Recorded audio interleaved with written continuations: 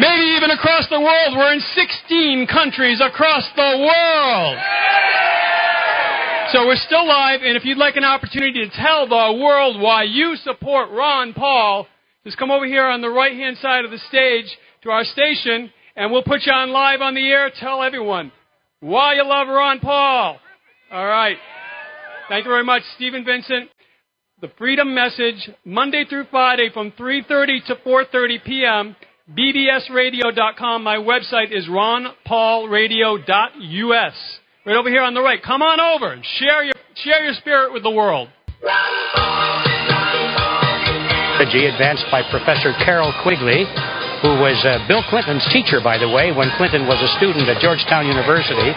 And Carroll Quigley is a professor of history, well-known, well-respected, and he wrote a couple of books, one of which was called Tragedy and Hope. And in those books, he talked about the history and development of an organization created at the turn of the century by Cecil Rhodes, a secret organization, it turns out, and that the goal of this organization was world domination. And then he presents the history of it, and I would have gone into a little bit of that if I'd had time, and how this organization set up shop in many different countries, primarily in the former British dependencies, England, Canada,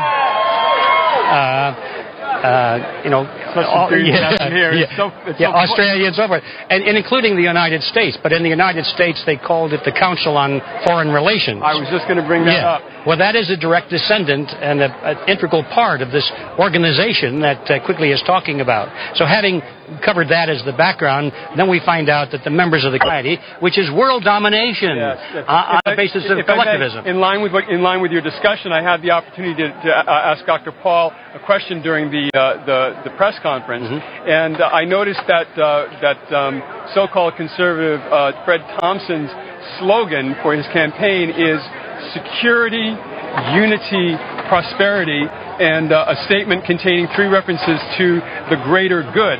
That impressed me as highly socialistic, almost reminiscent of certain fascist and communist slogans from Eastern Europe. And it turns out that Fred Thompson is a member of this organization you're referring to, the Council on Foreign Relations. Well, that's a very perceptive observation. What you really find is that this slogan, the greater good for the greater number, is one of the bedrock foundations of collectivism. Collectivism is really the word we should be using. It's the generic form of this thing that has infected the world under different labels, such as communism, fascism, Nazism, and so forth. Those are mere variants. The underlying philosophy is collectivism, and all of those ideologies are based on this false concept that the greater good for the greater number. So in other words, we can do anything we wish as long as we can claim that is for the greater good of the state or the society and so forth. And all of the great atrocities, political atrocities of the modern age have been committed under the guise of being for the greater good of the greater number. Absolutely, and it continues on and on and on. Yes, absolutely. If not for our good, for our protection, perhaps. That's the greater good of the greater. Yeah. They always use those slogans in order to justify whatever they want to do. Absolutely. So that's thank you so very much. I want to also let you know that I have been a fan of your videos for quite some time, and they opened my eyes to much of what you're discussing today, and I've seen many of them. And I want to thank you for your contribution to the freedom movement in America. Without people like you and Aaron Russo, who left us recently, men like you who were, Ron Paul, who were sort of carrying the torch almost in a solitary way for many, many years, keeping the flame lit, so to speak. If it weren't for you, we wouldn't be here today. Well, so again, thank you so very much. Okay, and perhaps I'll have you on my show someday. The Freedom Message with Steven Vincent. Thank you. Interview this lady here. She is. we shall do that. We shall do that. Smaller numbers. Taking care of each other. That's what it's about. Hi, how are you? I'm great. Good. I'm Steven. What I do want to know is how can we get Ron Paul on the ballot? I think that's the most important thing. So I was going to ask Ed if he knew. I just think it's so important to make sure that Ron Paul gets on the ballot. It's a good point to bring up. I think as I see it, as I perceive it, I'm not just a media person. I'm not just doing a talk show. I'm an activist as well, and as an activist on the inside of the Ron Paul revolution, as I see things developing, we are moving right now from the stage of sort of getting people excited and getting people together in rallies, which we won't stop doing, but then taking that energy and putting it into the streets, into voter registration, into canvassing, to organized efforts to actually get votes in the ballot box. And certainly where there are states where we need to get signatures to get him on the ballot, that is certainly one of the next major endeavors, and we are moving in that direction. I heard something the other day from someone who was investigating this, that we only have 30 days to get him on the ballot. So that's that might be a little alarmist. I don't think that that's actually the case. And to get him on the California ballot? No, that's the deadline. I'd like to see some facts on that, because rumor can fly, you know. Sure. Let's see some facts on that. If that's the case, obviously we need to get on the stick right away. But right. I don't think the campaign would be asleep that way. I'm hoping not, but I was hoping that. Listen, I can't do it all. Right. Okay. No, right. If you guys really think that that's the case, well, we had someone investigate it. Get me whatever information that you. He called the Secretary of State. We're on the Ventura meetup. I need document. I need something. Get it to me at freedommessage at sbcglobal.net. I get all your emails. Okay. Get whatever you got to me, and I will get it to whoever needs to get it and make sure it gets handled. But do the research and get it to me. Get it so we can act on it. One of our researchers told us that the Secretary of State puts out a list when on the October 8th of the general candidates.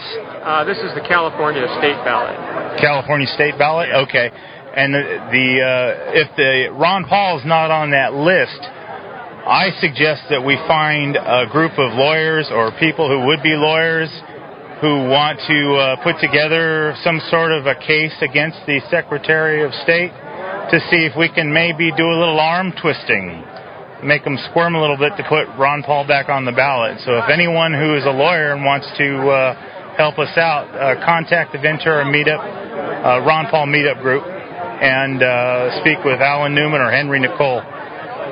Anybody else want to say anything? Okay. We're going to go try and get a couple of minutes with the congressman. Okay, so if you want to join us, that's great. Thank you very much, guys. Keep in touch with me, all right? Call into the show. I'd love to get your calls, okay? We're the Ventura Meetup. Oh, awesome. Okay. Call 3:30 to 4:30, Monday through Friday. Just give me a call any old time on the show, and we'll talk, all right? So we're here in the crowd trying to make our way to the congressman right now. People are gathered around. I would say about 15, 20 deep, trying just to get a word with him. Real excitement in the air. Real love in their eyes. People are shining. Let's go, folks.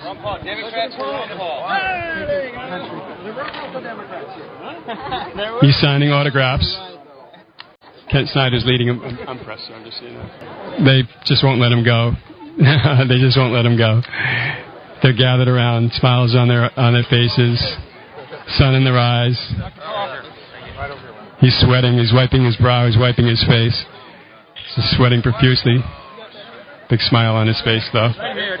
Signing more autographs. He won't turn one down. Thank you, sir. Okay.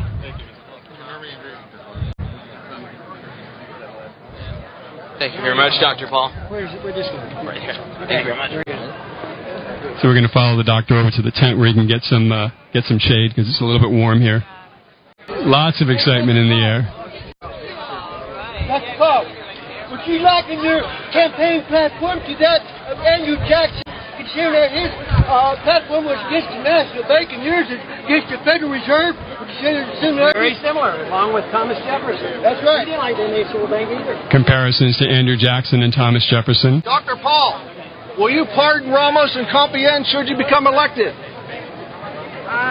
Border Patrol agents Ramos and Compiègne. I don't know enough of the details to absolutely give you the answer. But I know it's a mess. He's not refusing a single autograph. He's walking about a foot a minute over here, just making his way through the crowd. He's absolutely surrounded, 20 deep. Dr. Paul, thank you for running, sir. He's speaking to everybody. Well, my rule right now is in order to finance it, I want to say it, I want to get finance it, and then we would put more money in the program. Can I get a picture, Dr. Paul? We libertarians from Pittsburgh support you. Oh, is that right? You can autograph this later. Oh, okay. Very good. Thank you for coming. For running.